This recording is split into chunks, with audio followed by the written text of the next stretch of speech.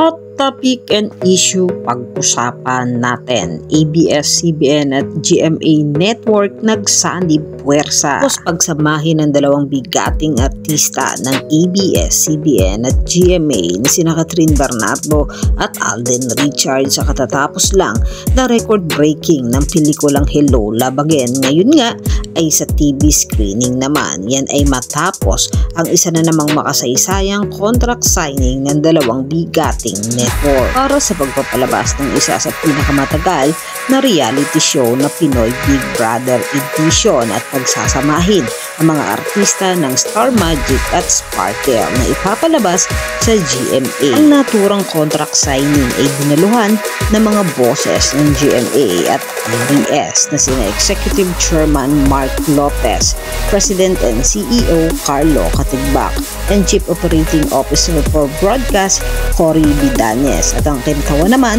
ng GMA na sina President and CEO Gilberto Duabit Jr., Executive Committee Chairman Joel Jimenez at Senior Vice President for Programming Attorney Annette Gozon. Isang pagkakataon din para sa dalawang network dahil pareho nitong ipinagdiriwang ng Sparkle ang 30 taong anibersaryo at ng Pinoy Big Brother ang ika-20 anibersaryo nito ngayong taon. Tiniyak naman ng mga bosses ng ABS-CBN at GMA na magiging kapanapanabik ang edisyon ng Pinoy Big Brother sa telebisyon. Pasalamat naman ang dalawang network sa partnership at pakikipagtulungan para sa makasaysayang pagsanib puwersa. Marami naman ang mga netizen ang nananabik na mapanood na ang Pinoy Big Brother Collaboration Edition. Kayo mga katambalan, ano ang masasabi nyo? Mag-comment lang sa comment section at pag-usapan natin.